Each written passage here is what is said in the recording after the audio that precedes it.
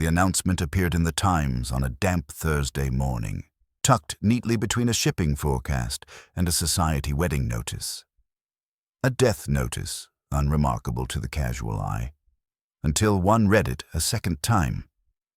It is with regret we announce the passing of Miss Lavinia Marchmont of Wetherby Hall, Sussex. Funeral to be held Saturday at 11. Guests by invitation only.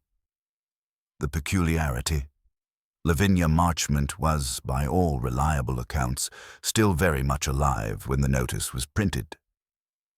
Wetherby Hall sat atop a cold, wind-swept hill outside the village of Darnley Heath, where the Marchmont family had resided for generations, as stubborn and ancient as the oak trees lining its driveway. Lavinia, the reclusive matriarch of the estate, was a woman of fixed routines and iron will. She rarely left the estate, seldom welcomed guests, and never tolerated mistakes, not even from the butler who had served her for 3 decades. So when Mrs. Rosebank, the vicar's wife, rang the hall to offer condolences and was briskly informed by Miss Marchmont herself that she was perfectly fine and not at all dead, the confusion rippled through the village like wildfire. By afternoon, the London newspapers had begun making quiet inquiries. Was it a prank, a clerical error, or something more sinister? Lavinia, unshaken, refused all interviews and forbade further discussion of the incident. A ridiculous intrusion, she snapped to her cook, who had found the situation positively chilling. And yet, despite her outward poise, she doubled the night staff and began keeping a revolver in her nightstand drawer. 2 days later, Lavinia Marchmont was found dead. It was the housemaid Elsie who discovered the body, curled in her dressing-room chair, her expression one of faint surprise rather than fear.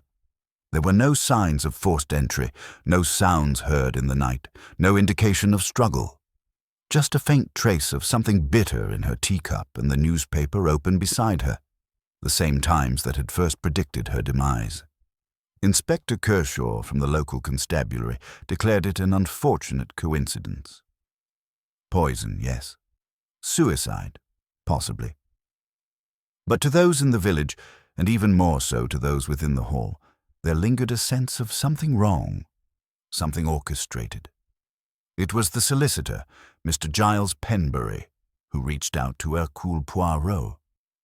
Poirot received the letter on a Monday morning while enjoying a precisely cut boiled egg in his London flat.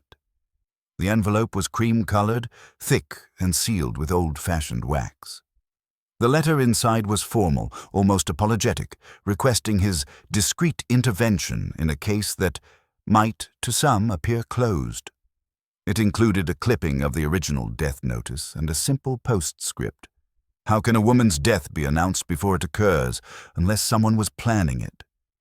Poirot tilted his head and reread the sentence. Then, slowly and with great care, he folded the letter and tucked it into his jacket pocket. By afternoon, he was on the train to Sussex. When Poirot arrived at Wetherby Hall the next day, the estate wore its silence like a shroud. The funeral had already been held. Simple, private, no press allowed. But inside the hall, tension buzzed beneath the surface. The staff barely met one another's eyes. The air was thick with something Poirot knew all too well: secrets. He was greeted at the grand entrance by Mr. Penbury himself, a tall man with dry hands and the polite evasiveness of one who carries too many confidences. "I do apologize for involving you, Monsieur Poirot.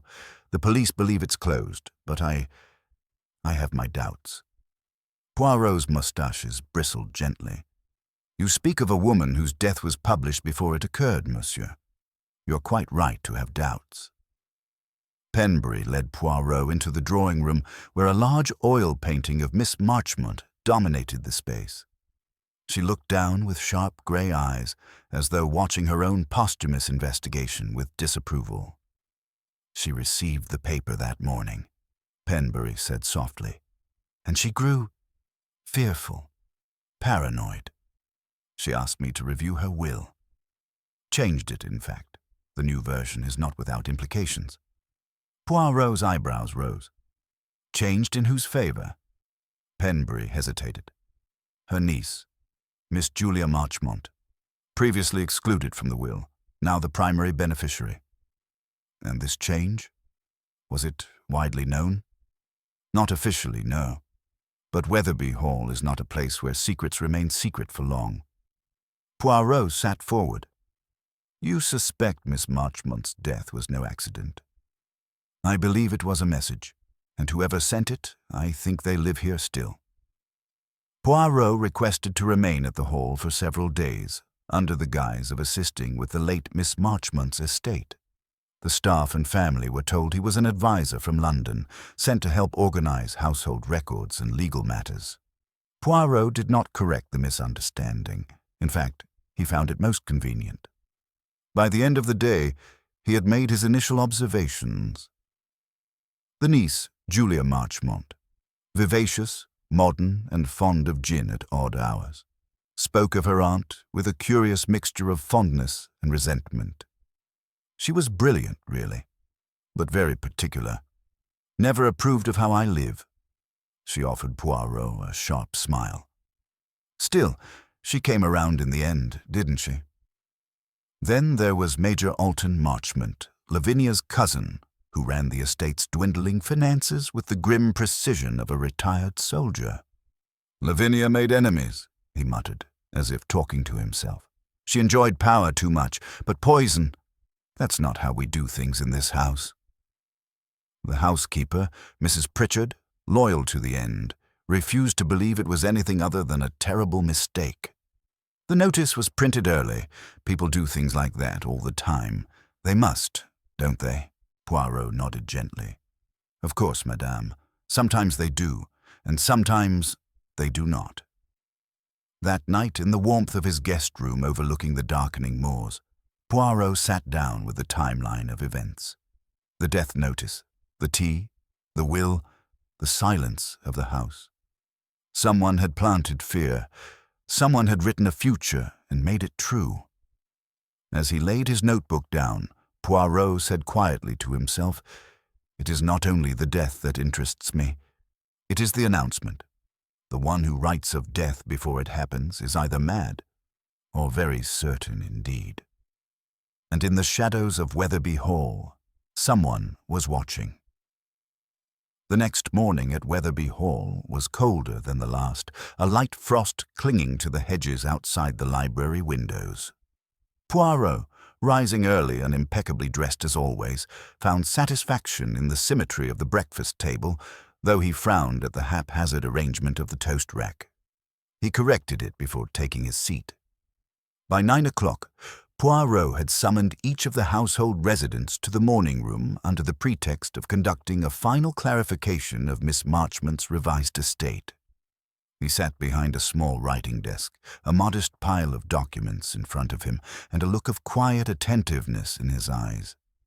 Though they believed they had gathered for legal purposes, Poirot had a far subtler intention: to observe, to listen, and to disturb the calm surface of Weatherby Hall with pointed questions wrapped in courtesy.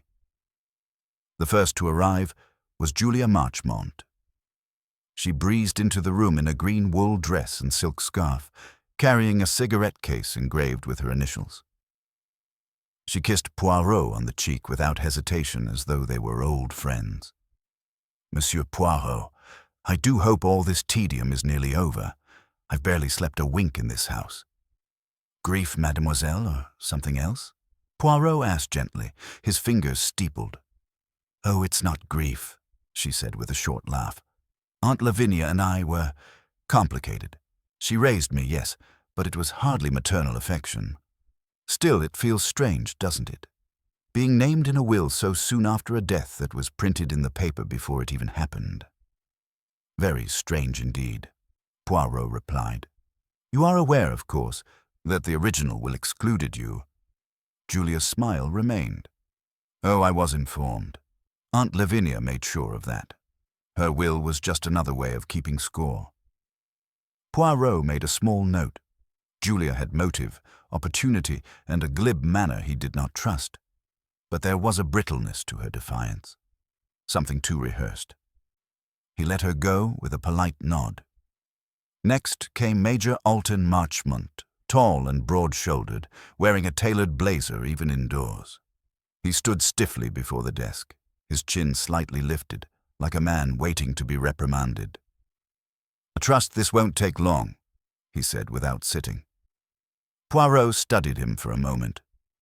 "You were close to Miss Marchmont. I respected her. We shared a name, land, and history. That's enough." And yet the estate had been dwindling. Alton's jaw clenched. She refused to modernize. Said dignity was worth more than profit. She still kept the carriage horses exercised, for heaven's sake. "You are not pleased with her decisions?" "I don't have to be. She had the final say, always did." Poirot leaned forward slightly. "And the will? Did its changes surprise you?" "I found out from Penbury the morning after she died." His voice was controlled, but his eyes gave something away, a flicker of disdain. "Julia's windfall doesn't concern me.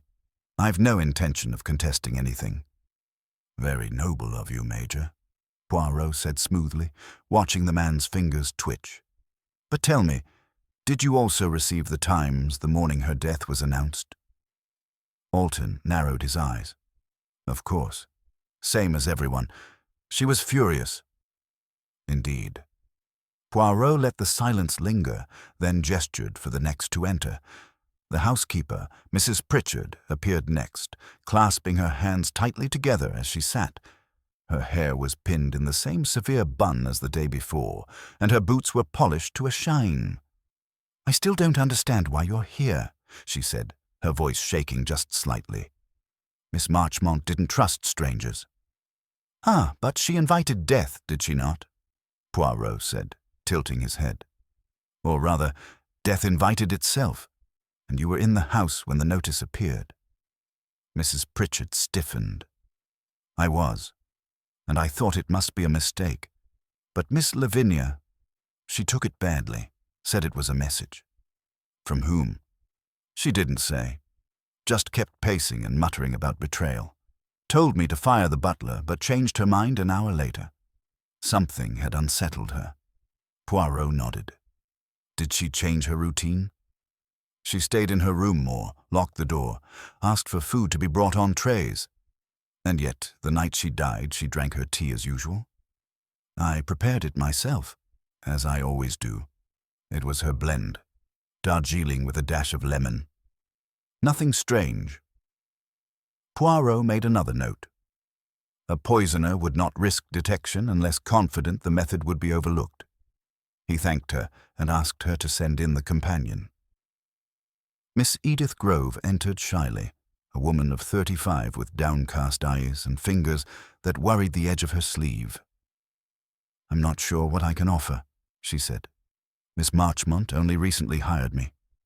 2 months ago." "Still, you saw her daily, no?" Edith nodded. "She liked me to read to her in the evenings. We rarely spoke, but she seemed calmer when I was nearby." "Did she mention the death notice?" Edith hesitated. "She called me in and made me read it aloud to her. Then she asked me what I thought of it." "And you said?" "That it must be a terrible error." But she only stared at me. She said, "Sometimes the dead have more influence than the living, Miss Grove, especially when they speak in print." Poirot's eyes lit up faintly. Curious phrasing. She seemed to believe someone close to her had done it. She never said who. Poirot pressed no further, sensing fear had locked her tighter than any drawer. He would return to her later. By midday, he had spoken to every primary resident of Weatherby Hall and reviewed the staff list. No one outside the estate could have tampered with Miss Marchmont's tea. No one outside the estate had access to her personal correspondence, including the mail copy of the Times she received daily. The suspects were gathered, each with motive and means. The false will narrative had been convenient for one. Family resentment ran deep for another, and someone, of that Poirot was now certain, had orchestrated the premature death notice to serve a dual purpose: intimidation and misdirection. That evening, Poirot walked alone through the drawing room, his fingers tracing the edge of the fireplace mantel. His mind spun with careful disorder. The answers, he believed, were already present. They always were. On the table near the window sat a guest book Lavinia kept for formal callers. Poirot opened it casually. The last entry. E. Grove, March 1st. Reading hour. No one else had signed since. But in the margin, in faint pencil, was a note. Death announced is not death yet. But it is promised. Poirot tapped the page with one finger. Not Lavinia's handwriting. Someone else had written this before her death. And somewhere in this house, that person had begun a game. The early light of dawn cast long shadows across the south wing of Weatherby Hall, where the once vibrant guest rooms now stood dormant, lined with portraits of dead Marchmonts and covered furniture that smelled faintly of dust and lavender. Hercule Poirot, freshly shaven and dressed in a perfectly pressed grey suit with matching cravat, took his morning walk through these abandoned corridors, noting each door's polish, each rug's alignment, and the slight creak of the wooden floor where it dipped outside the second guest room, a detail he logged without expression. He had already interviewed the principal household members, yet something gnawed at him. He had the suspects, he had the motive, inheritance, revenge, secrets. But he did not yet have the truth. The facts, yes, but not the motive that made sense, not the pattern that would soothe his sense of symmetry. Poirot's next step was to turn to the secondary players, those who saw everything and said very little. He began with the butler. George Littman had served the Marchmont family for nearly 30 years. He met Poirot in the pantry, where he was methodically polishing silver. He was lean, straight-backed, and wore white gloves even in the stillness of morning. "Monsieur Poirot," he said with a brief nod, "I understand you wish to speak with me regarding the late Miss Marchmont." "Oui, Mr. Littman. It is always the quietest voices that reveal the most. And you, I suspect, have observed many things from your post." Littman said nothing at first, then, very quietly. Miss Marchmont was a woman of schedules and control. She trusted routines more than people, but something disturbed her in those final days. She dismissed me from serving tea, her most sacred hour. That, sir, was unlike her. "Dismissed you?" Poirot's eyebrows lifted. "And who served her in your place?" "She insisted the tea be delivered on a tray and left at her door. Miss Grove or Mrs. Pritchard would take it the final distance, but she did not say why." "You thought it strange?" "I thought it dangerous. She believed someone meant her harm, and it grieves me to say, I think she was right." Poirot pressed gently. "Did she confide in you at all?" Littman hesitated. "She asked for a list of staff handwriting samples. Claimed she was trying to match a note she'd found. She never showed me the note." Poirot's attention sharpened. "What became of this list?" "I submitted it to her the day before her death. I still have my copy if you'd like it." "I would like it very much, Monsieur Littman." "Merci." Poirot moved next to the maid, Elsie Hopkin, who had discovered the body. She was a timid creature, not more than 19, and perpetually wringing her hands in her apron. She sat across from him in the service hallway, avoiding his gaze. "It was early," she mumbled. "Just before 7. I was bringing in her breakfast. She didn't answer when I knocked, but the door wasn't locked. You entered of your own accord. She always said if she didn't answer by 7, I should come in. And you found her, in the chair by the fire. Her eyes were open, but she didn't move. I knew right away something was wrong. I didn't touch anything." Poirot nodded. "And what about the tray from the night before? The teacup?" Elsie bit her lip. "Still on the side table. I cleaned it up and brought it down after the doctor came." Poirot tilted his head. Was that normal? Mrs. Pritchard said to make the room neat before the vicar came. She didn't want him seeing it in disarray. "And the teacup? Did you notice anything strange about it?" She shook her head. "Looked the same as always. a little lemon peel in it. Poirot thanked her and stood, hands behind his back. "You are very observant, mademoiselle. Tell me one more thing. Was Miss Marchmont expecting any visitors that final day?" "She asked me to prepare the blue room. It hadn't been used in months. But no one ever came." Poirot blinked. "She did not say for whom. She said the room needed to be ready. That was all."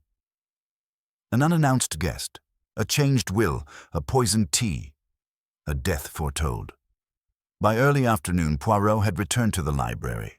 Giles Penbury awaited him beside the fireplace, thumbing through a leather-bound ledger. "She was fearful," Penbury said, unprompted. Lavinia was not a woman prone to theatrics, but that final week, something had shifted. She asked me to come twice, to speak not about the estate, but about her past. "Her past," Poirot echoed. "She mentioned old grievances, someone she'd wronged. But she was vague. Said some debts never go unpaid. I thought it was melodrama. Now I'm not so sure." Poirot studied the flame in the hearth. "Do you recall her saying anything about a visitor? Someone from long ago?" Penbury nodded slowly. "She asked me whether a visitor could be barred from the hall without breaking the law." "Interesting," Poirot murmured. "And who could possibly wish to see her so badly that she would consider legal protection?" "I can think of only one," Penbury said. "Her former companion, Agatha Templeton." Poirot turned. "She was dismissed?" "More than dismissed. Lavinia accused her of theft 15 years ago, never prosecuted, but the family cut ties. Rumor was Agatha went abroad." "Rumor," Poirot repeated. "And yet Lavinia feared her return." "That's the sense I got." Poirot excused himself and returned to the guest room, where he laid out his growing map of relationships, motives, and timelines. Julia, the sudden heir. Alton, the resentful cousin. Mrs. Pritchard, the loyal gatekeeper. Edith Grove, the fragile new companion. Littman, the watchful butler. And now a ghost from the past, Agatha Templeton, the accused and exiled. But still one question pierced through all the rest: who had access to both the future and the means?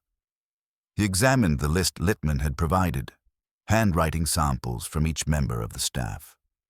Most were blocky, hesitant. One or two were written with flair. Elsie's round loops, Edith's slanted slope. He compared each to the faint penciled message in the guest book. None matched, not directly.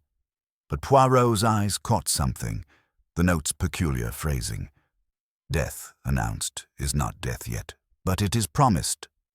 Not a threat, a statement of inevitability. It sounded rehearsed. Poirot reached for the copy of the Times in Lavinia's room, now stored with her effects. He flipped through the obituaries again. Nothing new. But a thought struck him. Who had submitted the announcement? He left the hall and made for the post office in Darnley Heath, a squat, red-brick building barely large enough to hold a queue. Inside, the postmistress, a stern woman named Nora Tegg, recognized him from the papers. "Obituary from Weatherby Hall," she said. "Yes, we had it. Came in last Monday. Strange, that was. Miss Marchmont alive and all. Thought someone had made a terrible mistake." "Was it delivered in person?" "Indeed. Young lad. Local. Said he was posting it on behalf of a lady. Gave cash, no name." Poirot pressed. "You recall what the boy looked like?" "About 16. Freckles. I believe it was young Tom Gregory. Does errands for the hall sometimes."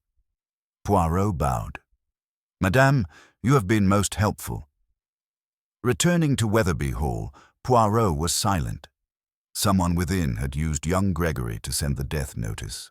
Someone who didn't want their handwriting traced. Someone who was planning a performance. And if Poirot was correct, that performance was not yet complete. By the following morning, word had spread beyond the hedges of Weatherby Hall that Hercule Poirot was making inquiries. The villagers at Darnley Heath's tea shop had plenty to speculate on. Some believed the old woman had staged her own death and was now hiding in the cellar. Others whispered about a gypsy curse or a secret society from London bent on revenge.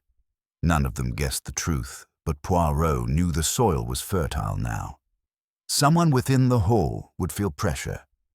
Someone might act. Poirot had noticed something curious in his interviews. Julia Marchmont, though brash and confident in her tone, had not expressed the slightest confusion or grief over her aunt's death. No irritation about the original will. No surprise at being reinstated. Too calm, too smooth. That morning, while the household busied themselves with the business of mourning, Poirot quietly examined Lavinia Marchmont's private writing desk, now locked and left untouched since her death.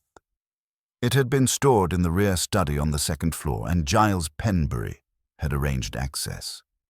Inside, Poirot found a collection of pressed letters tied with silk cord, several receipts, and a drawer lined with note cards, each recording minor domestic details. There was also a small black notebook filled with Lavinia's distinctive script, tight, upright, and utterly meticulous. On the final page was a list dated 4 days before her death. It read, "Rewrite of will, speak to Giles, observe Julia's activities, blue room, prepare, verify tea sauce. Tell him I know." Poirot studied the final line. Tell him I know. Who was him? And what did Lavinia believe she had discovered? Later that afternoon, Poirot approached Julia Marchmont in the conservatory. She was lounging with a half-finished gin and tonic and a cigarette she hadn't lit. "Miss Marchmont," he said gently, "I have a question of some sensitivity." "Only one?" she quipped. "You're slacking." Poirot smiled thinly. "Did you know of your aunt's intention to change her will?" Julia studied him a moment. "Is that an accusation?" "It is merely an inquiry." "Then yes," she said at last. "She told me. 2 weeks before her death, actually. I came down from London to see her and found her lonely, almost paranoid. She said she wanted to set things right. You did not share this with the inspector.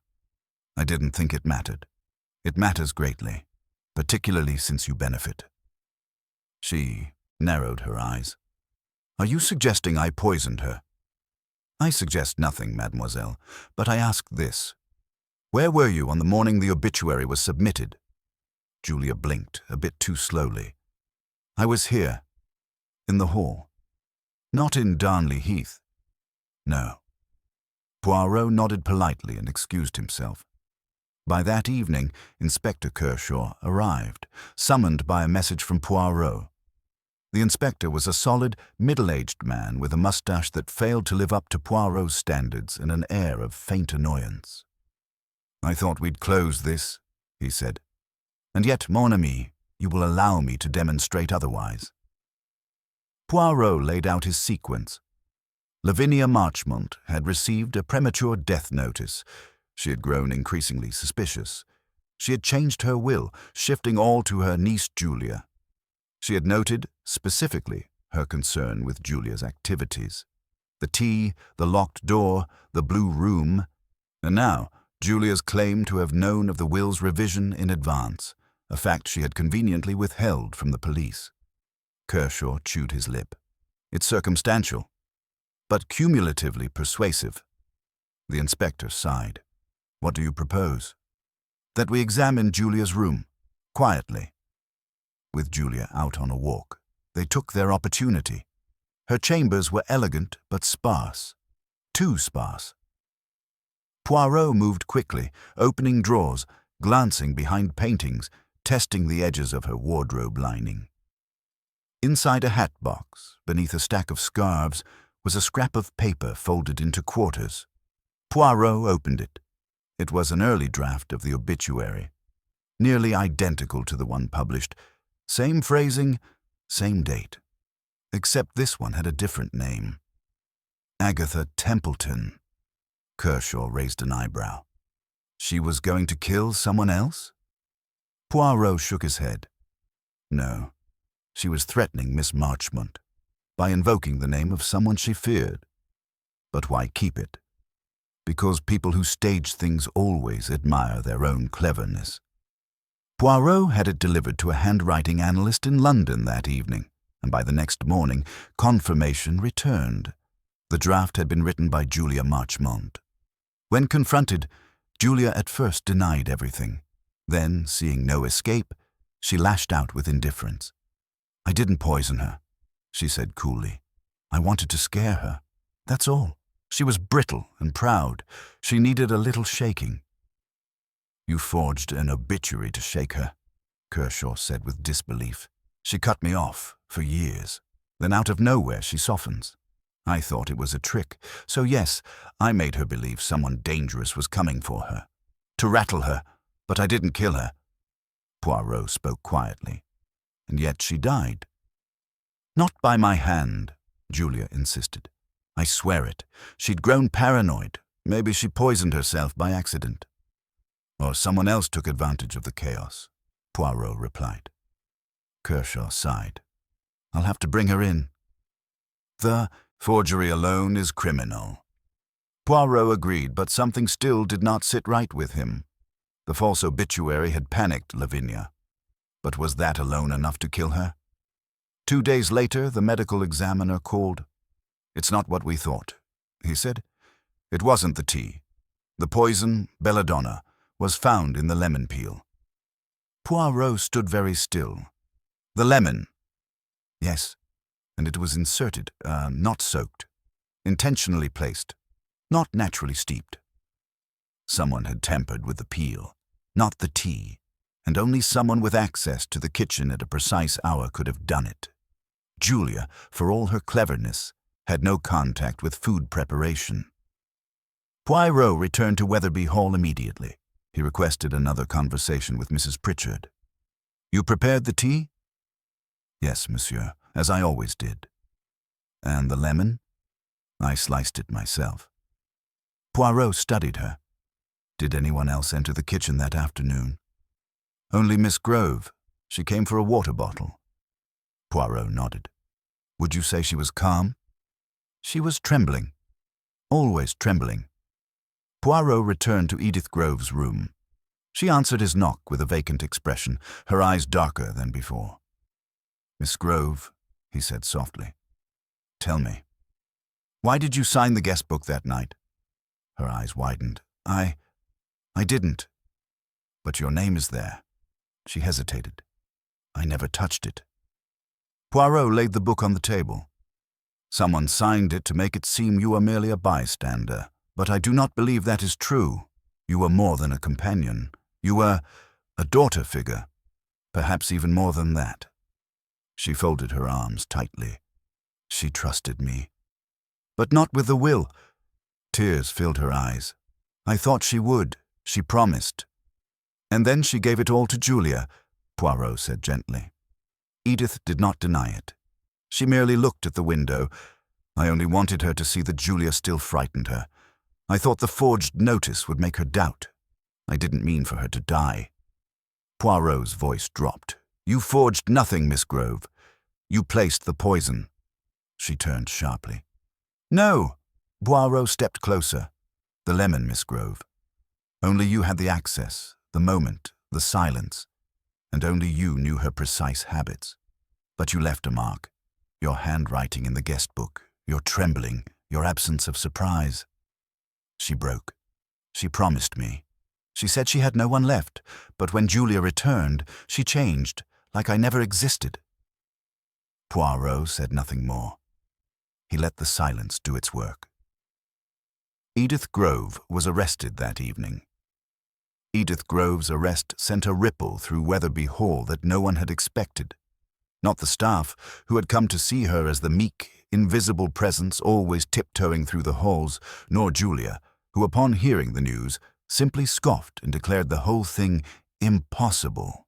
And yet it was precisely that contradiction, the incongruity, between Edith's appearance and her actions, that struck Poirot as too convenient, too clean.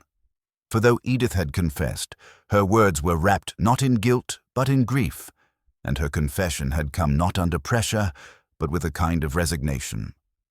Poirot had watched her closely, and what he saw did not settle with the cold calculation needed to lace a lemon peel with belladonna and deliver it with precision.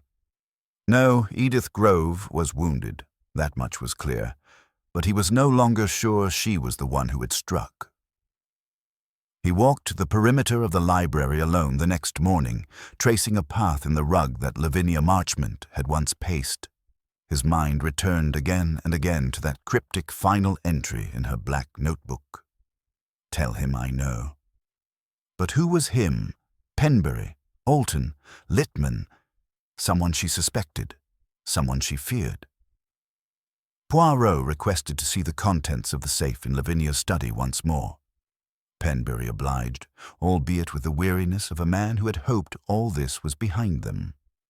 Inside the safe were mundane documents, property deeds, old contracts, birth certificates, but tucked inside an envelope marked "Private, to be destroyed unread," was a single sheet of writing paper folded in half.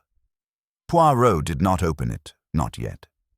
He examined the envelope first, creased and faintly smudged at the corner, as though it had been handled repeatedly.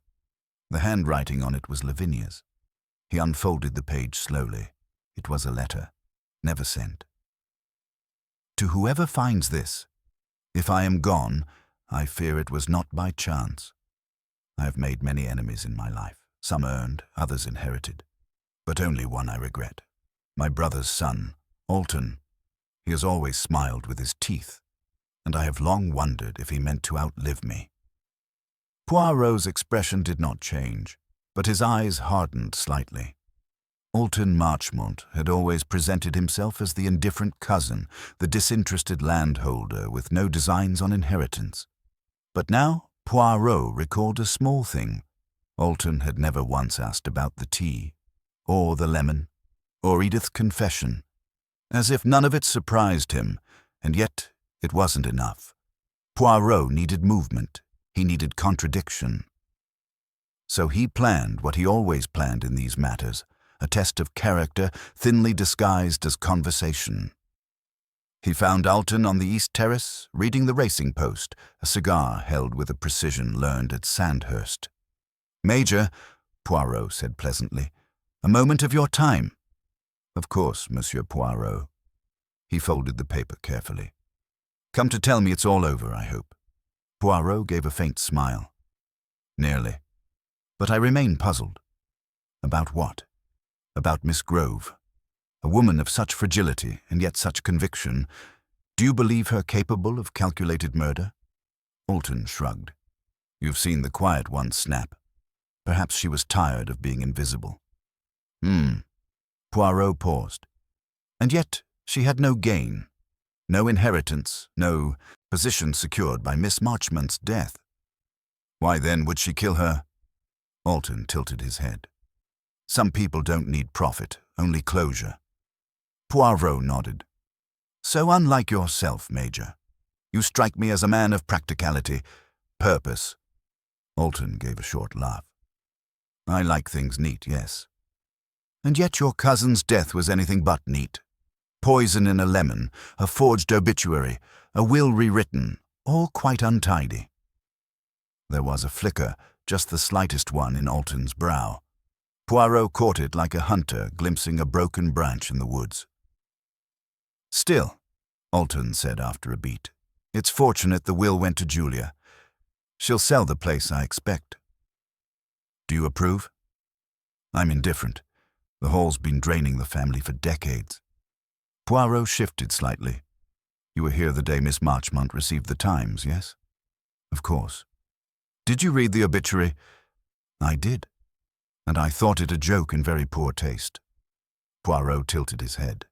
"And yet you never mentioned it in your interview." Alton's eyes narrowed. "You think that's suspicious?" "I think it's curious." Poirot let the silence stretch. Then he added casually, "There was something else. A letter written by Miss Marchmont. She named you, Major." Alton's mouth flattened. "And what did she say?" She feared you. Alton looked away, out to the grey fields. She feared everyone. It was her nature. Poirot let the moment pass. But she trusted Edith Grove. Alton snorted. The trembling waif, that trust was misplaced. Poirot bowed slightly and walked away. That night he returned to his room and laid out 3 items on the desk: Lavinia's unsent letter, Edith's signed guestbook entry, and the draft obituary found in Julia's room. He stared at them for several minutes. One accused, one pretended, one misdirected. The pattern emerged at last, not of motive, but of manipulation. Julia had faked the obituary, but not the death. Edith had delivered the tea, but not with intent to kill. Lavinia had feared Alton, but done nothing to stop him, and Alton had said something he shouldn't have known. Poirot reviewed the timeline.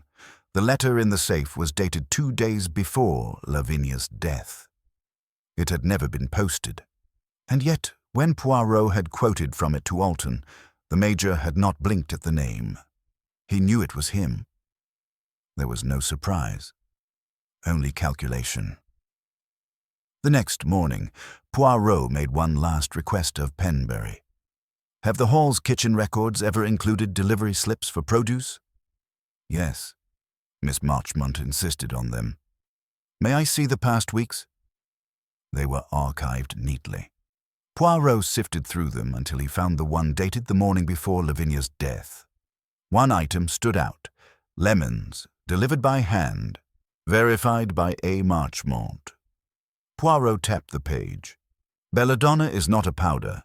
It is an extract, absorbable, mixable, easy to soak. If someone were to inject it into a lemon rind and return it to the basket, who would notice?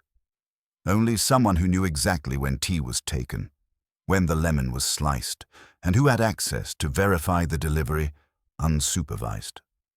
Poirot returned to Inspector Kershaw at once.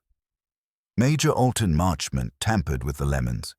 He poisoned the rind, knowing it would be served in Miss Marchmont's tea. Kershaw frowned. And the motive? She cut him out of the will long ago. He pretended not to care. But when he found out she intended to reverse it in favor of Julia, he acted. He staged nothing. He forged nothing. He merely made sure it ended the way he needed. Poirot finished. He is a soldier, a man of strategy. He used Julia's forgery as noise, Edith's breakdown as cover, and Miss Marchmont's paranoia to ensure she died alone. The inspector stood slowly. We'll bring him in.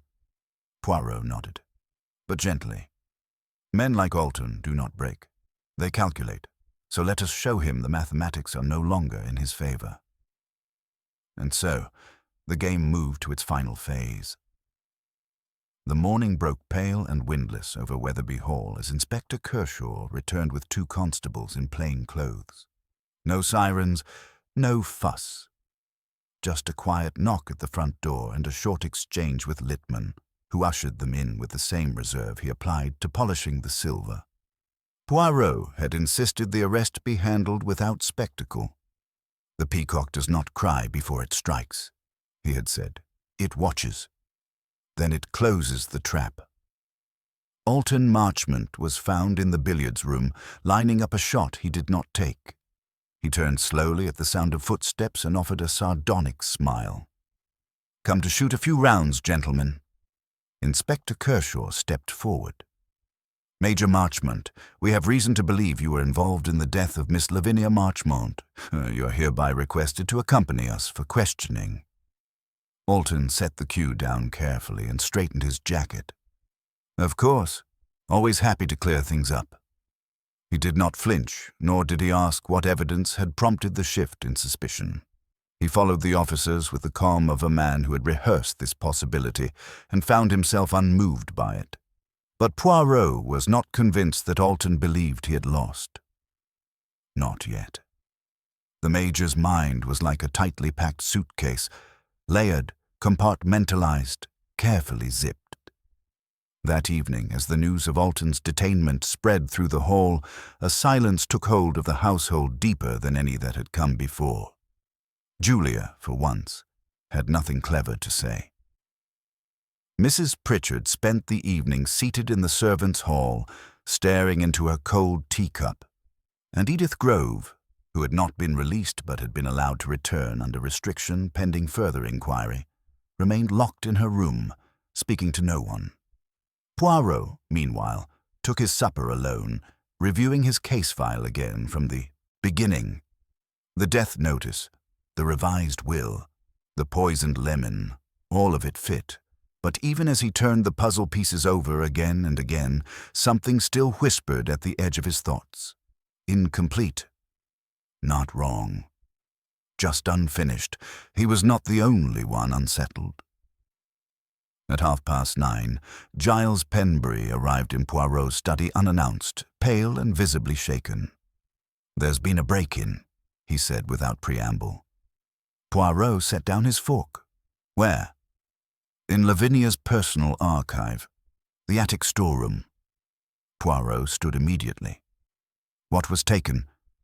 "I don't know yet, but I keep the spare key locked in my office drawer. It was forced." Together, they made their way up the narrow stairs to the attic. A weak bulb flickered overhead, casting a long, shaky shadow as Penbury unlocked the storeroom door. Inside, boxes were stacked neatly, most untouched, but one row had been pulled apart. A chest marked Marchmont Estate. Private correspondence lay open, its contents strewn across the floor. Penbury crouched and began to sift through the papers. "These are letters, decades old, many from Lavinia's brother." Poirot picked up one and examined the signature. Geoffrey Marchmont. Another letter, folded inside it, was not addressed to Lavinia, but to someone named Isabel Fairborn. He scanned the lines, then narrowed his eyes. "Mr. Penbury," Poirot said slowly. "Do you know this name?" Penbury looked over his shoulder. "Fairborn? Yes. That was Julia's mother. Why?" Poirot stared at the paper. "Because this letter suggests Lavinia and Isabel were not on speaking terms after 1973, and yet Lavinia raised Julia from childhood." Penbury frowned. "Her mother died young. Lavinia was the only remaining family." Poirot tapped the letter. "No, monsieur, not quite. There was another, a cousin, a woman named Agatha Templeton." Penbury stiffened. "The one accused of theft. She was never prosecuted, only dismissed." Penbury stood. "But what has that to do with now?" Poirot's voice was low. "Because the break-in happened after Alton's arrest, and yet the letters taken concern not Lavinia and Alton, but Lavinia and Julia's family." Penbury stepped back, suddenly understanding. "You think it wasn't Alton who returned to the attic?" "No," Poirot said. "I think someone else fears what these papers might reveal." They returned to the drawing room where Poirot requested Julia's presence. She entered a few minutes later, robe tied tight, hair unbrushed, eyes alert. "I assume this isn't about my gin rations," she said flatly. Poirot gestured to the letter on the table. "Do you recognize this handwriting?" She glanced down, then away. "I've no idea who that is." "That is the handwriting of your mother." Julia blinked. "Lavinia Marchmont was not your only relative. Your mother had a sister, Agatha, a companion here once, many years ago, dismissed under a cloud of suspicion, and yet it was Agatha who named you heir in her own will, not Lavinia." Julia remained still. Poirot pressed, "Do you know who raised you before you came to Weatherby?" "I was 5. I don't remember." "You were raised by Agatha, not Lavinia. And when Lavinia dismissed her, she kept you, not out of affection, but because you were leverage. A way to erase Agatha entirely." Julia's lips trembled. "What does this have to do with anything?" Poirot answered gently. "Everything. You forged the obituary to scare Lavinia, but it was not just revenge, it was grief. You believed she had ruined your mother's life, that she had stolen your identity." Julia sat down heavily. "She lied about everything. Poirot nodded. But you did not kill her. You created noise, misdirection. You wanted her to fear, but not to die. I wanted her to feel powerless, for once. Poirot took the letter from the table. Then I suggest you tell the police everything, not just about the forgery, but the reason. It will weigh heavily in your favor. Julia whispered, Was it Alton? Poirot hesitated. He poisoned the lemon.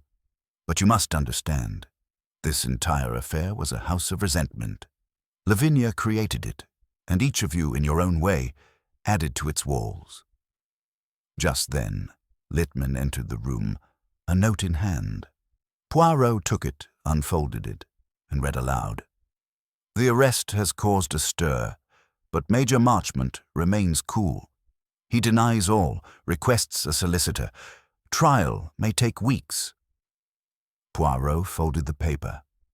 The house was quiet again, but Poirot knew the storm had merely moved from the countryside to the courtroom.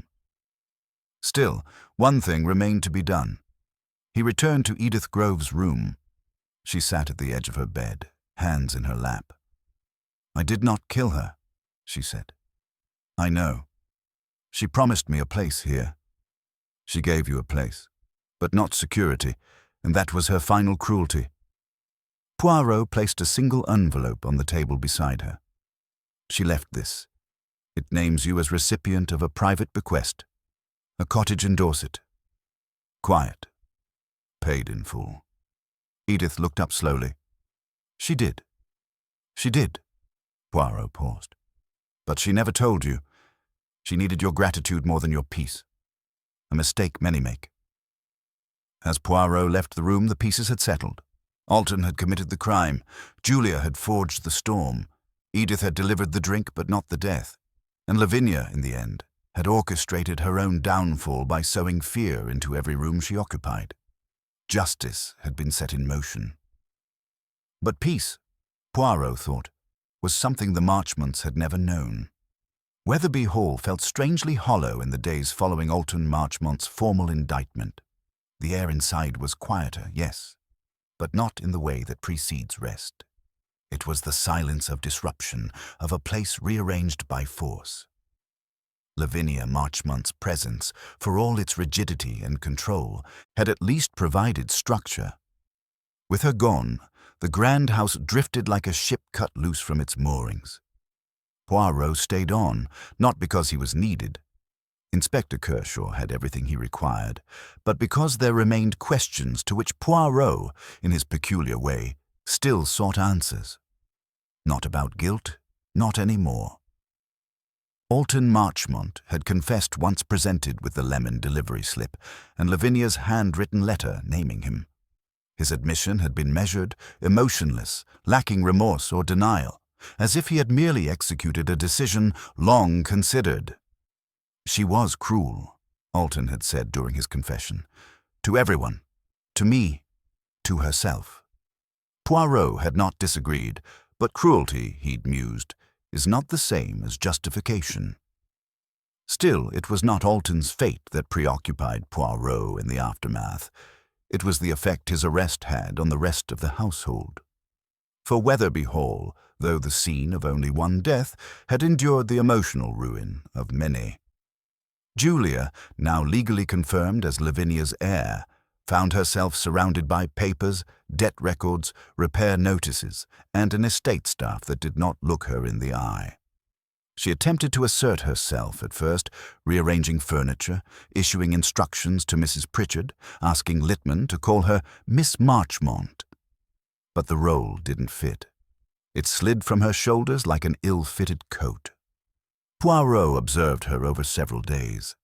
She spent long hours in Lavinia's study, going through ledgers and letters. More often, she stared at the walls. Once, Poirot passed the door and heard her crying, not with drama, but with quiet frustration. A cry not for Lavinia, but for what Lavinia had kept from her. The truth about her mother, about Agatha Templeton, about who Julia had been before she was remade in Lavinia's image. Poirot chose his moment carefully. He found her in the drawing-room mid-morning, seated on the same settee where Lavinia's portrait still hung above the fireplace. She didn't look up when he entered. "Everything's rotting in this place," she muttered. "The roof, the books, even the silver's been hollowed out for weight." Poirot took the seat across from her. "And yet it is still yours, mademoiselle." "Is it?" she said. "I'm not sure anything ever was." Poirot folded his hands. "Do you intend to keep the hall?" She laughed. "I don't intend anything. I just want to stop pretending I'm grateful." Poirot regarded her for a moment. "You may not realize this now, but survival is not shameful, even when it is born of someone else's choices."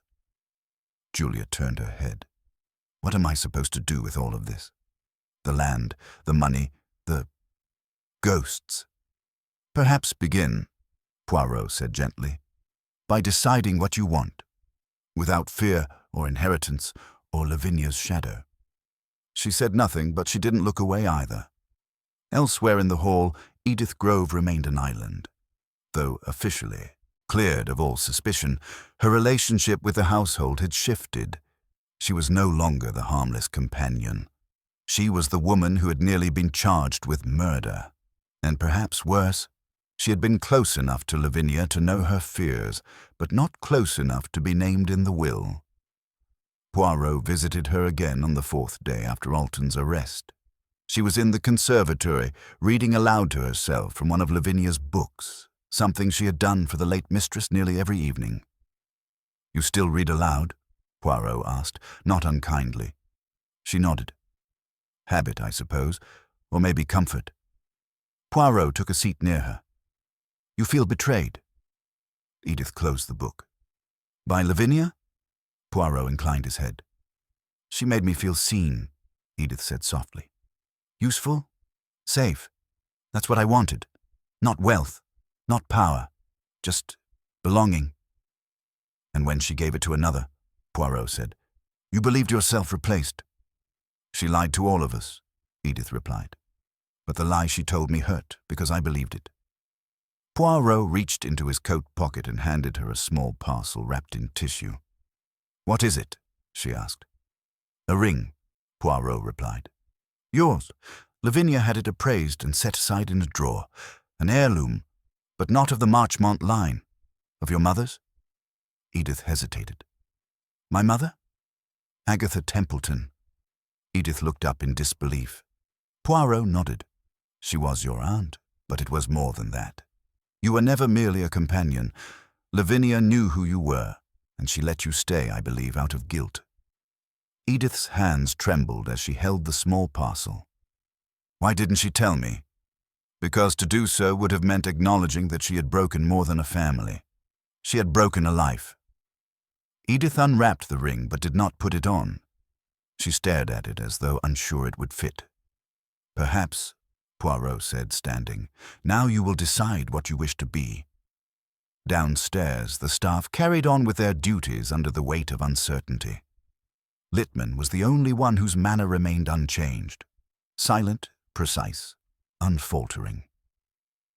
But Poirot had observed how often he now lingered in rooms after conversations ended, as though trying to listen for what wasn't being said. Even he, the old sentinel of Marchmont discipline, seemed unsure who to serve now. Poirot found him in the hall one afternoon, adjusting a crooked picture frame. "Have you considered retiring, Monsieur Littman?" Poirot asked. Littman straightened the frame with deliberate care. "This house is my life. Yes, but the house, perhaps, is no longer the same." Littman did not answer. But Poirot noticed he had started polishing the banisters again, a task he hadn't done in years, and one that no longer needed doing. In the village, the backlash was equally subdued but present. The Marchmont name had been feared, respected, and occasionally resented. Now it was, whispered with equal parts pity and curiosity. The news had reached London. Society pages speculated on the inheritance, the scandal, the quiet arrest of Major Marchmont. Lavinia's obituary, this time printed posthumously, appeared without flourish and without mention of her suspicious death. Poirot remained at the hall one final night. He stood at the edge of the library, looking out over the dark lawn, hands clasped behind his back. The estate would sell, most likely. Julia had hinted at it. The staff would disperse. The Marchmont name, once etched into the soil of Sussex, would dissolve into legal records and family trusts. The house would survive, perhaps, but its soul was gone. The next morning, Poirot prepared to leave. His bag was packed, his shoes shined. Giles Penbury came to see him off at the drive. "I owe you a debt," Penbury said. Poirot shook his head. "You owe only the truth, and you have it now." Penbury nodded. "Will you return?" "No," Poirot said, "but I leave with peace." And with that, Hercule Poirot stepped into the waiting car and departed Weatherby Hall, leaving behind not just a solved crime, but a house of unraveled histories, of reconstructed identities, and of truths too long buried beneath silence. Poirot had returned to London, but his thoughts had not yet left Weatherby Hall. Back in his tidy flat on Whitehaven Mansions, among the order and symmetry he so cherished, he found himself standing still before the window, watching the grey clouds move above the Thames. Not with his usual contentment, but with something closer to disquiet. The case had been resolved. The murderer confessed. The will was validated. The property was set for liquidation. Yet, beneath that clear chain of events, Poirot sensed the residue of something darker, less definable, a bitterness left not by crime, but by the consequences of living under cruelty too long. He sat at his desk and unfolded Lavinia Marchmont's final note once more. "Tell him I know." It had been the warning, the signal, the moment she acknowledged the trap tightening around her. But it had also been her mistake. She had not acted. She had chosen to die surrounded by silence, suspicion, and servants afraid to speak plainly. And in that silence, everyone had played a role in her death. Poirot thought of Julia, now the reluctant heir, seated in the vast, crumbling library of a house she did not want. He had received a letter from her just the day before. It had arrived in her sharp, looping handwriting, addressed with the same precision Lavinia once demanded in all correspondence. "Monsieur Poirot, I have decided to sell the Hall. It's not revenge, it's relief. I read through every file, every letter. My mother, Isabel, was not the woman Lavinia told me she was. And neither, I think, was Agatha. They were flawed, yes, but they were erased. Lavinia didn't destroy people. She made them disappear. You are right about one thing. Survival isn't shameful, but it is heavy. I carry it now, knowing how close I came to becoming like her. Thank you for stopping me. Thank you for seeing it before I did. I hope the Hall becomes something useful, not haunted." Julia Marchmont Poirot had read the letter 3 times and then set it on the mantel. He had felt no triumph in her words, only the echo of what had been denied her for so long. Clarity. It was the same with Edith Grove. News had come that Edith had quietly left Weatherby Hall 2 days after Poirot's departure. No goodbyes, no plans declared, only a forwarded address to a cottage in Dorset and a request for no contact. She had taken the ring Poirot returned to her, and little else. Poirot had imagined her walking along the cold southern coast, clutching something she both longed for and didn't want. A history denied, then returned too late. Lavinia had wounded them all, not with violence, but with the constant assertion that love was conditional, trust was leverage, and people existed to be bent into her structure or discarded. Alton had killed her, yes, but he had done so after years of being shaped by her disdain. Julia had forged a death notice, but it had come from humiliation, not hate. Edith had nearly been broken by her dependence, and through it all, Lavinia had remained untouched, until she wasn't. Poirot stood and walked to the bookshelf, choosing a thin volume of Virgil's Aeneid and flipping it open. Not to read, but to find again a passage he'd marked years before. Facilis descensus averno. The descent into hell is easy. That had always struck Poirot, not as poetic drama, but as a warning dressed in elegance. Wetherby Hall had not been hell, but it had stood on its edge, and every inhabitant had, in their own way, taken a step downward before realizing where they were. Poirot's thoughts returned to the psychology of it. He considered Lavinia Marchman not just as a victim, but as a symbol of something larger. Someone who had confused control for security, manipulation for love, order for justice, and in doing so, she had created the very conditions for her demise. It was not simply that she had been poisoned. It was that she had built the house in which poisoning was possible, structurally, emotionally, morally. Poirot pulled out a clean page of his monogrammed stationery and began to write. It was not a letter to anyone. It was something else. A reflection, perhaps. A cataloguing of what remained unsaid in the police report. There are murders, and there are slow deaths. Some kill with poison, others with years of silence. Lavinia Marchmont was not killed in a single moment. She was killed in chapters, and she wrote most of them herself. Poirot set the pen down. The moral dilemma weighed on him. How responsible was a person for the consequences of their cruelty when that cruelty invited their own destruction? Could the architect of such an environment be both victim and catalyst? He had solved many cases. He had seen revenge dressed as justice. He had exposed killers who believed their reasons to be pure. But rarely did he see a case where the victim had crafted their own doom with such precision, not through error, but through cold design. And perhaps that was the true tragedy. Poirot prepared for his evening walk. The streets of London were wet from a recent rain, the city reflecting back at him in puddles and gaslit windows. He moved slowly, umbrella tucked under his arm, and passed the familiar baker, the tobacconist, the paper stand. All routine, all safe. But inside his thoughts, the silence of Wetherby Hall still echoed. He paused outside the window of a bookshop and looked at his reflection in the glass. There he was, immaculate coat, perfect posture, moustaches sharp as ever. A man of logic, of clarity, of truth. And yet even he could not answer the question that lingered. Was justice served when the guilty were caught, or only when the broken had a chance to heal? He turned and walked back toward home. Because some questions, he knew, were not meant to be answered. It was a week after Alton Marchmont's arrest that Hercule Poirot received an invitation, unexpected, handwritten in a confident but unfamiliar hand. It came not from a solicitor, nor from Julia, but from Giles Penbury. Monsieur Poirot, though the matter is legally resolved, there remains confusion in the minds of many still tethered to the Marchmont estate.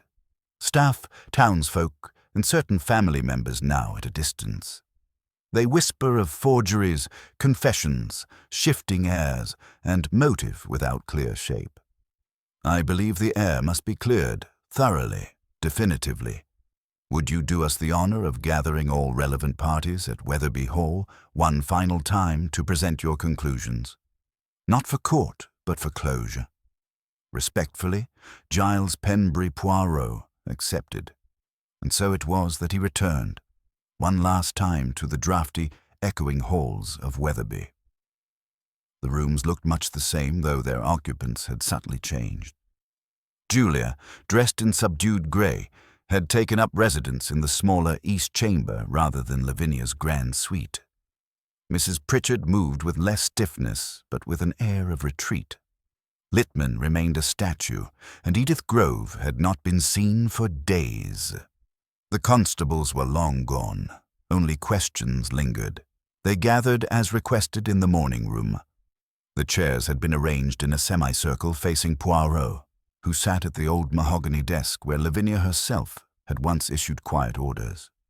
Present were Julia Marchmont, Giles Penbury, Mrs. Pritchard, Littman, Edith Grove, and Inspector Kershaw, who had returned for this final accounting. Poirot rose. "Mesdames et messieurs," he began, "you are here because a question remains, not of law, but of understanding. The facts have been documented, and yet the truth, that delicate creature, still eludes full grasp." He paused. The room remained still. Miss Lavinia Marchmont died not suddenly, nor entirely by surprise. Her death was the product of a climate she herself had cultivated, one of fear, of conditional affection, of secrets. He turned toward Julia. "Mademoiselle Marchmont, you forged an obituary, an unkind and dangerous act. Yes, but born not from greed, but a desire to reclaim power. You were denied the truth of your parentage. You were reshaped by Lavinia. You believed she owed you, and in trying to frighten her, you lost sight of how fragile she had become."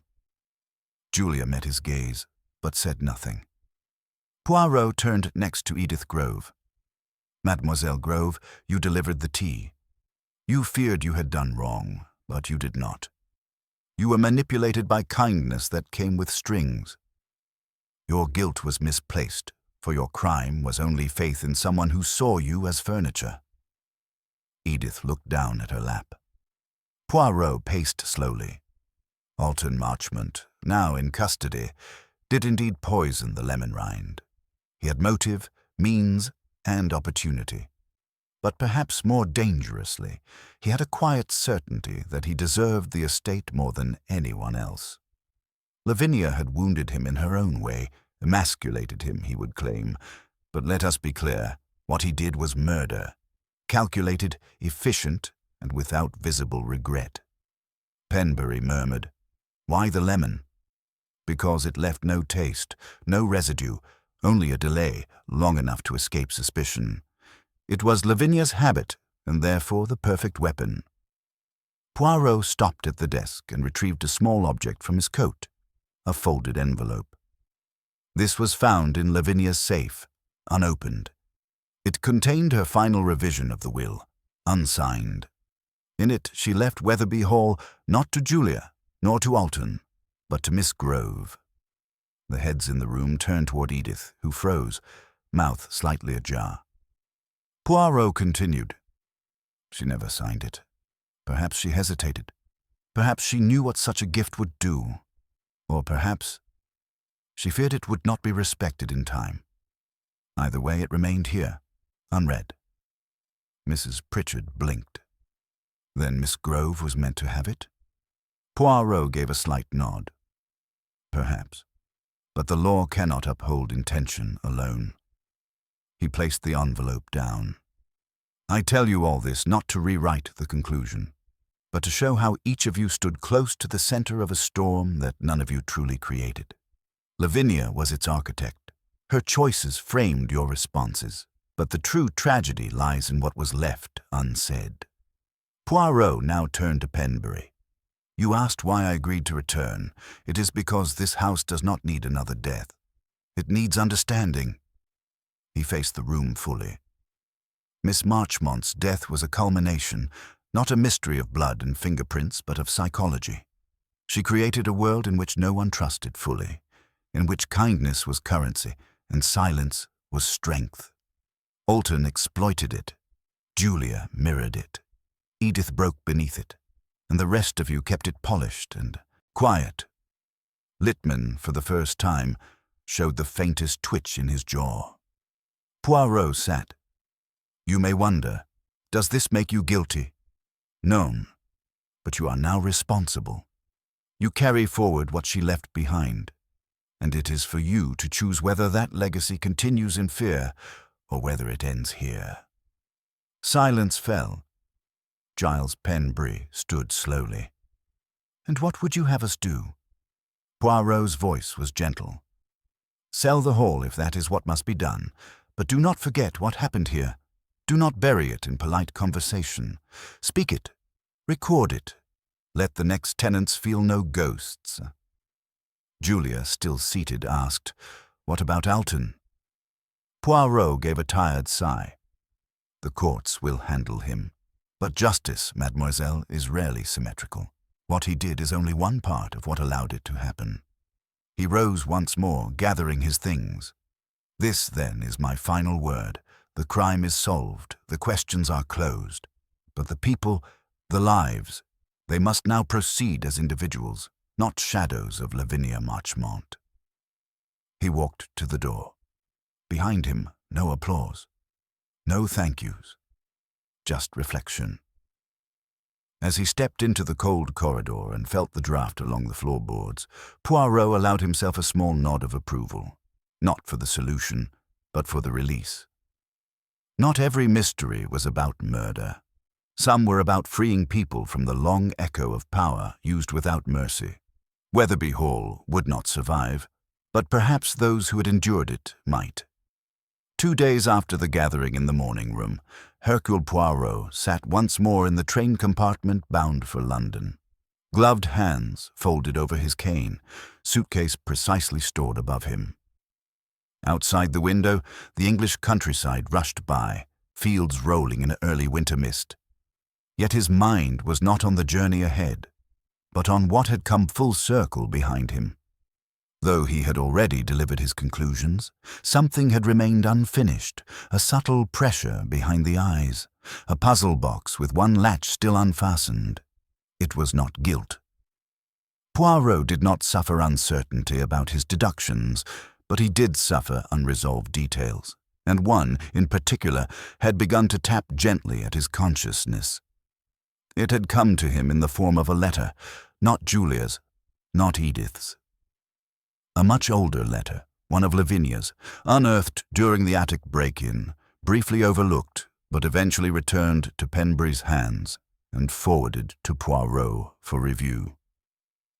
It was dated 1974, and its contents were unremarkable, until the final paragraph.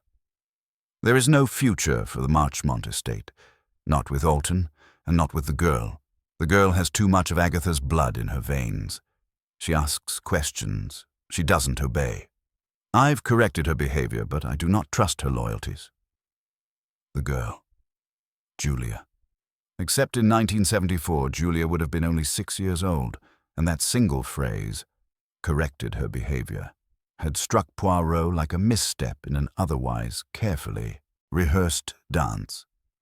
Lavinia had raised Julia, yes, but the girl had never spoken of punishments nor training.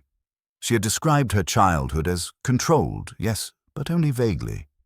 She had spoken as a woman resenting a distant aunt, not a strict guardian with secrets. So why would Lavinia write as if Julia had already been difficult to manage? At 6. Poirot had spent the next evening rereading every line of the Marchmont family history as recorded in Lavinia's papers. Birth certificates, guardianship declarations, travelogues. And there, buried in a minor note on an envelope, he saw it. J.M. Arrived at age 7, transferred from private care in Hampshire. Not 5, 7. And Edith Grove, Poirot suddenly recalled, had been dismissed from that same Hampshire residence in 1974 under quiet but strained circumstances. A companion to someone, though the records didn't name the child. That child was not Julia. That child was Edith. Poirot leaned back in his seat and closed his eyes. It had all been too neat. Julia, the fiery one, the one who forged the death notice, the presumed heir, the defiant presence in the house, had always seemed Lavinia's reflection. But that was the point. Julia was meant to be Lavinia's mirror. Edith was meant to be invisible, until she wasn't.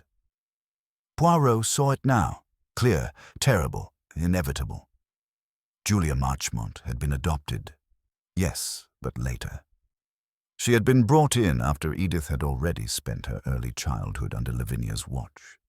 When Agatha Templeton was dismissed, Lavinia had erased her entirely, from the family records, from society, and most cruelly, from her daughter's identity.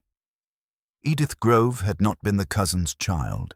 She had been Agatha Templeton's daughter, hidden, renamed, raised in the shadows of a hall that denied her, which meant Lavinia had rewritten her entire existence, and Edith had lived beneath that rewriting for decades.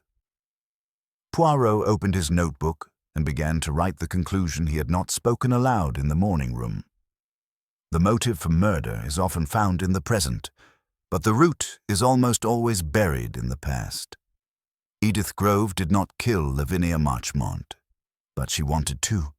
She wanted her to suffer, and so she allowed the atmosphere of death to rise unchecked. She was, in a way, its custodian. She placed the tray. She watched the tea grow cold. She saw the symptoms and said nothing, and that, too, is a kind of murder, not of action, but of apathy.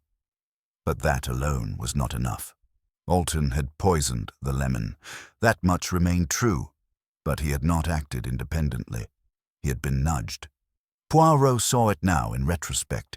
Edith's presence in the kitchen when the delivery occurred, her passing mention of Alton's arrival that day, her vague reference to Julia's movements without specifics. Edith, for all her fragility, had been watching. She had seen Alton growing desperate. She had known Lavinia was changing the will, and she had done something Lavinia had never anticipated. She had waited. Let the poison be poured by another hand. Let the suspicion fall on the obvious. Let Julia's stunt mask the timeline. And in the end, let everyone believe Lavinia's death was just the sum of accumulated grudges. But Poirot knew now. It had been orchestrated. Not in action, but in permission. He closed his notebook and tapped the window with one finger, watching the mist smear beneath the glass. In his report to Kershaw, he had not included these final deductions. There was no evidence to prosecute, no confession to cite, only subtle turns of phrase, slight hesitations, a long-held gaze too intense for someone innocent of all planning. And yet, he could not blame her. Lavinia had robbed Edith not just of heritage, but of personhood. She had installed her as companion, denied her lineage, and set her beneath a cousin who arrived later but was elevated above. Edith had not murdered Lavinia, but she had, without question, let her die. Poirot returned home to Whitehaven Mansions and placed the notebook in his locked drawer beneath case files he rarely reopened. This one, he knew, would not be forgotten. Not for its crime, but for its silence. He did not write to Julia again. He suspected she would, in time, learn the truth. Perhaps she already suspected. He did not pursue Edith. She had disappeared into Dorset's coastal anonymity, as planned. He did, however, write one final note. This time, not to the courts, not to Scotland Yard, but to himself. A case is never about one death alone. It is about the weight each life carries when it is denied dignity. Lavinia Marchmont died poisoned, but she had spent a lifetime poisoning others. Not with venom, but with erasure. And those erased do not always seek revenge. Sometimes they merely step aside and let the world do what it will. Poirot closed the drawer and poured himself a small tisane. As he took his seat near the fire, moustaches impeccably in place, the world outside turned to twilight. Another case closed, but not resolved, because in this one, justice had not worn a uniform. It had worn a face quietly forgotten until it remembered itself. Winter had settled over London like a soft grey veil. The fog rolled in early and lingered over the rooftops, muting the bells and muffling the sound of passing carriages. Inside his flat at Whitehaven Mansions, Hercule Poirot sat at his breakfast table, the steam from his chocolate rising gently as he reread the Times. The Marchmont scandal had finally reached the back pages, relegated to a modest column beneath a property transfer notice. Weatherby Hall sold to Development Consortium was the headline, followed by a short paragraph stating that the estate would be converted into a private retreat for artists and writers. The grandeur of the Marchmonts was to be replaced with open studios and shared meals. Poirot imagined Lavinia's reaction and allowed himself a rare, wry smile. He, folded the paper neatly, and placed it beside his plate, then retrieved a thin envelope from a silver tray. The postmark was from Dorset. The handwriting, careful and looped, belonged to Edith Grove. He opened it slowly. Monsieur Poirot, you once told me that I must decide what I wish to be. I did not know what that meant, not fully, but I think now I do. I have begun teaching at a local school, a small post, nothing grand, but the children do not ask where I come from. They only ask about the stories I read aloud. That is enough for me. I have not visited the cottage Lavinia left me. I may someday. But for now, I walk along the cliffs each morning and remember what it is like to breathe without fear. I think you knew more than you said. I think you saw everything. Thank you for letting me leave with silence. E.G. Poirot set the letter down with great care. He had expected no gratitude, but the note confirmed what he had long accepted. Justice was not always the pronouncement of a court. Sometimes it came quietly, in a life reclaimed without permission. He stood and crossed to his desk, where he retrieved one final item, a photograph taken many years earlier. It showed Lavinia Marchmont in her youth, seated beneath a yew tree, holding a book in one hand and shielding her eyes from the sun with the other. Her face bore none of the rigid severity it would later adopt, only determination, tinged faintly with pride. Poirot studied it for a long moment. She had not been a woman without merit. She had, in her own way, tried to protect what she believed was worth saving: dignity, order, legacy. But in doing so, she had alienated everyone close to her. She had rewritten histories. She had denied truths, and in her final years, she had grown so wary of disobedience that she misread loyalty as threat and affection as leverage. That, Poirot thought, had been her fatal flaw, not trusting anyone who could not be controlled. He filed the photo in a folder marked simply Weatherby, then turned back to the window. He had solved hundreds of cases. In most, the motives were immediate: jealousy, inheritance, betrayal. But this case had been different. It had been about the long erosion of trust, the quiet suffocation of those who live beneath another's shadow. It had not exploded in violence. It had settled like dust on an heirloom. Until one day, someone lifted the cover, and the truth was there, tarnished but intact. A knock at the door drew him from his thoughts. It was Chief Inspector Japp, coat wet from the drizzle. "I was nearby," Japp said, wiping his feet. "Thought I'd stop in. Bring you the final word." Poirot raised an eyebrow and gestured toward the sitting room. "Do sit, mon ami." Japp settled into the armchair with a grunt. Marchmont's been officially charged. Trial's set for spring. His solicitors already posturing, of course. Claims it was all stress and pressure, no clear intent. Poirot tilted his head. "And the Crown?" "Determined. The lemon evidence, the letter from Lavinia, his own admissions, they're solid. He'll serve time, but not long, I suspect. Connections, reputation, the usual." Poirot nodded slowly. "Justice by halves, then." Japp snorted. "It often is. Still, your reputation's made the rounds again. Scotland Yard still buzzing over how you cracked it. No fingerprints, no eyewitnesses. Just your little grey cells, eh?" Poirot allowed himself a modest smile. "Merci. But I take no pleasure in the unraveling of a house already so frayed." Japp leaned forward. "You think he really would have killed again?" Poirot shook his head. "No. Major Marchmont is not a man of appetite. He does not enjoy violence. He only wanted one thing returned to him: control. When Lavinia moved it beyond his reach, he acted with military efficiency. Not rage, policy. And Julia? Wounded, not broken. She will move on. And the other one? Edith Grove." Poirot looked down at the letter once more. "She will never raise her voice. But I believe for the first time she is living as herself."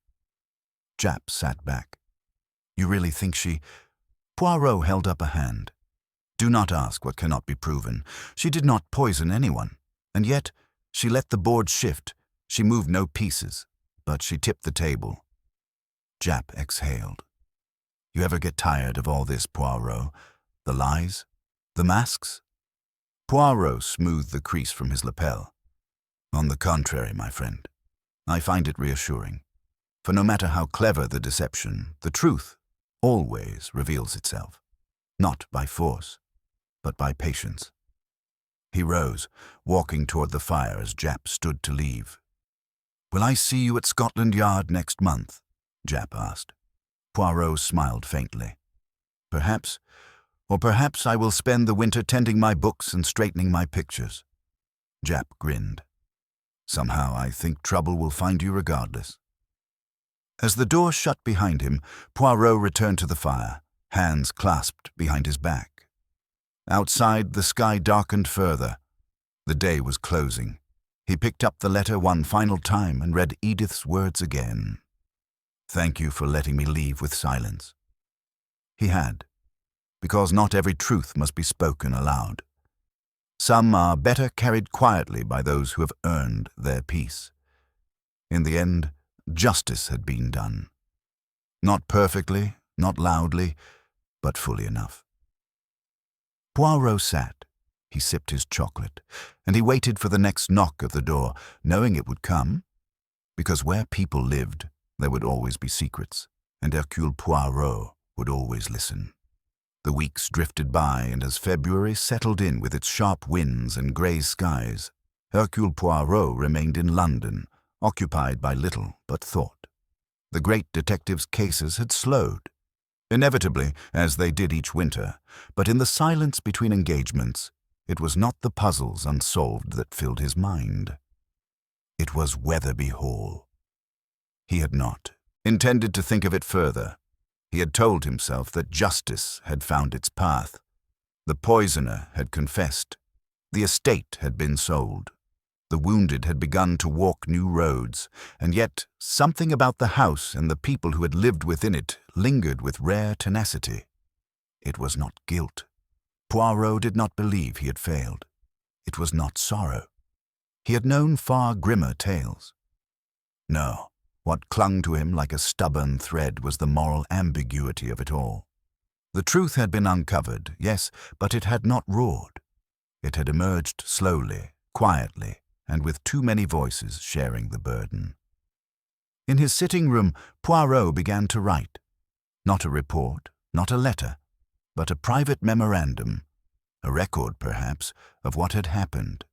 Not for the public, not for Scotland Yard, but for his own conscience.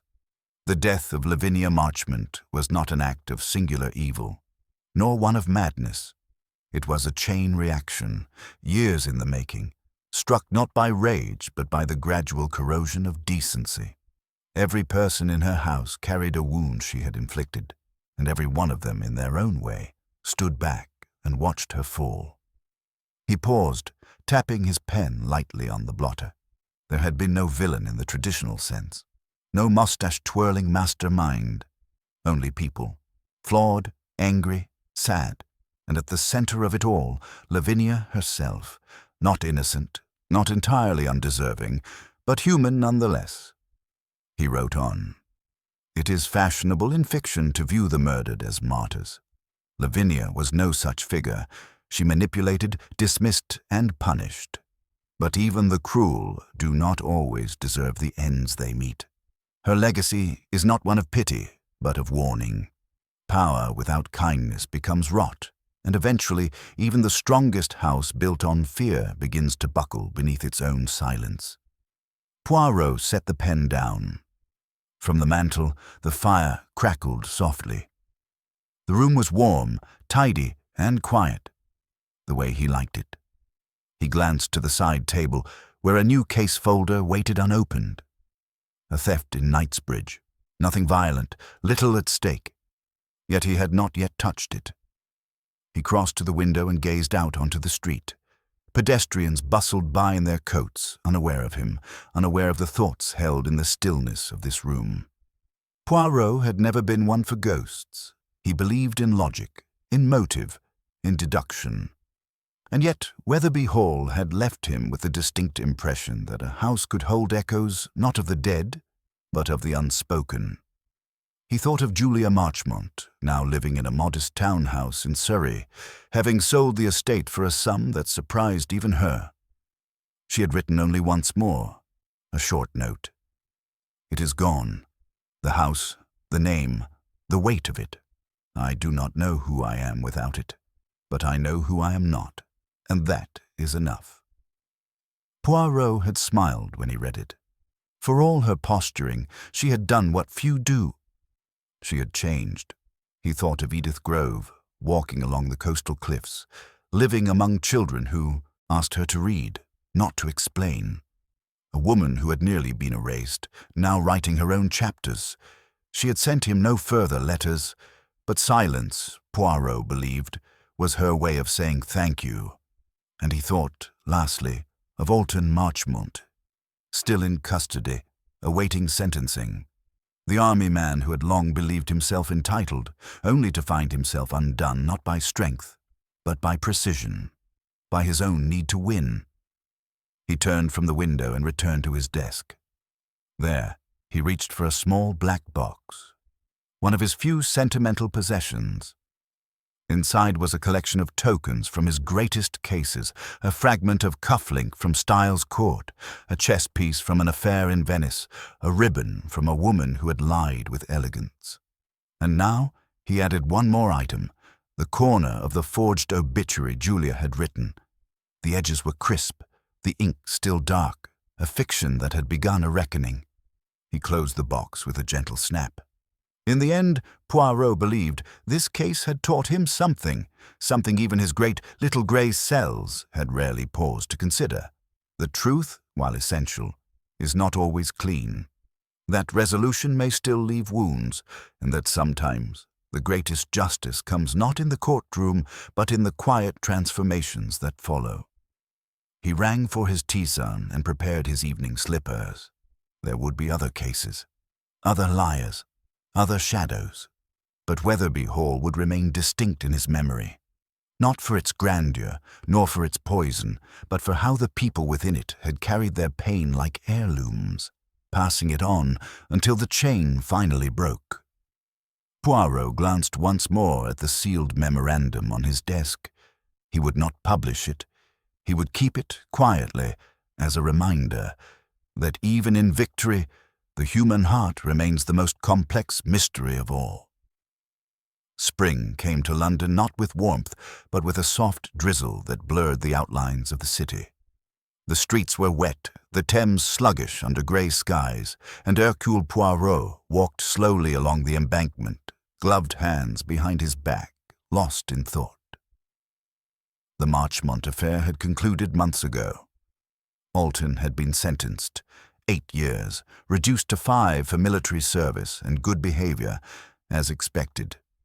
Julia had withdrawn from society completely, choosing a quiet life outside the city, and Edith Grove remained, by all accounts, a ghost among the living, uninterested in the world's judgment, tending to her simple life as if rebirth required no announcement. Yet Poirot had not spoken of the case publicly. He had refused all interviews. He had not recorded it among his formal chronicles, not because it lacked significance, but because it did not belong among the triumphs. No, this had been something else. He paused before a bench and sat, watching a pair of boys toss bread to the birds. Their laughter echoed over the water. For a moment, Poirot allowed himself to think of his youth, of Belgium, of his time in the police, of his first great victories. Back when good and evil appeared more distinct, when guilt bore the mark of certainty. But Lavinia Marchmont had not been killed in anger, nor even hatred. She had been killed with permission, not active, but passive. A death permitted by silence, delivered through cold calculation, watched over by people who, each in their own way, believed themselves powerless. Yet Poirot had seen the truth, and it was time at last to speak it, not to the public, not to the courts, but to someone who would understand. That evening, he received a visitor, Captain Arthur Hastings, recently returned from Argentina, arrived at Whitehaven Mansions with his familiar boyish energy, older now, but unchanged in warmth. "My dear Poirot," Hastings said, clasping his friend's hand. "You look exactly the same." "And you, mon ami," Poirot said with a smile, "look like a man who has remembered the value of London fog." They shared dinner, spoke of old acquaintances, and at last settled into the sitting room. The fire crackled, the clock ticked, then Hastings leaned forward. "I've heard whispers. Something about a house in Sussex. A death, but no trial." Poirot nodded. "Ah, Wetherby Hall. Yes, Hastings. It was a case unlike any other." Hastings waited. Poirot did not disappoint. He spoke of Lavinia Marchmont, of Julia, of Alton and Edith. He told of the lemon, the forged obituary, the unsigned will. He laid out the motives, the manipulations, the lies. And when he was done, Hastings sat back, stunned. "But good Lord, Poirot, surely you had enough to expose her. Edith, I mean. If she orchestrated it, even by omission, shouldn't she have answered for that?" Poirot gave a small shake of his head. "She answered, Hastings, but not before a judge. She answered within herself, and that, I believe, is the only judgment she feared." Hastings frowned. "Still, isn't there danger in letting someone like that simply walk away?" Poirot lifted his teacup delicately. "There is danger," he said softly, "in believing every crime must be punished with chains. Some crimes, those born not of malice but of survival, require a different reckoning, one of memory, of truth, and of choosing to live differently." Hastings looked uncertain but said nothing. Poirot leaned back. "I've seen many murderers, mon ami, some elegant, some barbaric, but the most dangerous are those who never truly feel they had a choice. Lavinia Marchmont was not murdered by a monster. She was murdered by years of domination collapsing under their own weight. The moment her grip loosened, the world she had built, so tight, so ordered, turned against her. That is not justice, Hastings, but it is consequence." Hastings gave a low whistle. "And the others? What of Julia?" "She has begun to live honestly," Poirot said. "That is a punishment too.